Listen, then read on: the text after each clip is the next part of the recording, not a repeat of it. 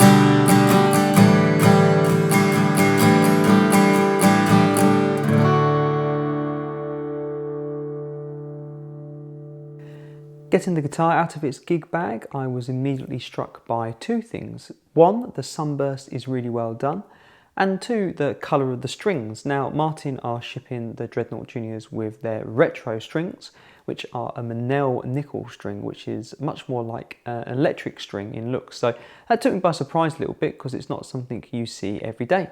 The build quality is very good. As I said, the finish is well applied and the burst looks particularly nice, and overall the whole instrument is just nicely and cleanly put together. I was surprised at how powerful the guitar sounded. With it being a smaller body, I was expecting it to be lacking in the low end, but I was actually pleasantly surprised at the amount of bass present. Admittedly, it's not a vintage D18, but this guitar is certainly punching above its weight. There's an emphasis on the mid-range, which gives a nice fullness to the tone, but there's no unpleasant ringiness. And I thought this guitar sounded very good from both the playing position and on the recording. Like many factory-installed piezo pickups, the pickup in this guitar doesn't do a great job of representing the guitar's unplugged sound. There's a bit of harshness in the high end, and although the low end works well, I don't think it's the greatest sounding pickup in the world. Although it's certainly not the worst sounding, and I think it's something that any sound person would be able to work with in a live situation. I found the action to be a little bit high, but there's plenty of saddle left, so that could be easily dropped down by a competent technician, although it is a shame that the guitar has left the factory with a slightly high action. Aside from that, the guitar is very comfortable to play. The rounded edges on the back of the body and the tremolo body depth meant that my right shoulder was in a very comfortable position, and the neck profile is a fairly standard C shape, which almost all players will get along with just fine. I think this guitar will suit anybody looking for a smaller, more portable guitar who doesn't want to sacrifice tone. So those of us who find a larger guitar more difficult to play, or just simply looking for a guitar that we can sling on our back and carry over to a friend's house for a jam, anyone in that situation, or probably many other situations to be honest, is going to find the Dreadnought Junior a great little guitar to have around. At just over £700, the guitar might be a bit expensive for some to use as a travel guitar, but I think it's worth bearing in mind that it's only really the size of the guitar that's been downgraded. The quality of the materials, the quality of the workmanship, and also the quality of the sound are still up there with other Martins at this price point. I don't think I can honestly say that this guitar is great value for money, but I do think it has a unique feature set which will fill a gap for some players who are looking for a smaller guitar without getting an inferior tone. There's not much I'd change on this guitar.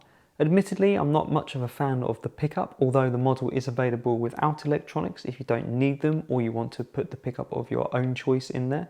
And aside from that, it's very hard to fault. The Dreadnought Junior definitely sounds bigger than I was expecting, and I think it deserves to be judged on its own merits, not just as a travel guitar.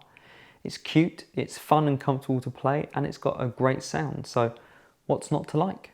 I hope you've enjoyed this video from Acoustic Review. Please subscribe and follow us on social media to be notified of news and when other videos are updated. And I look forward to seeing you again soon.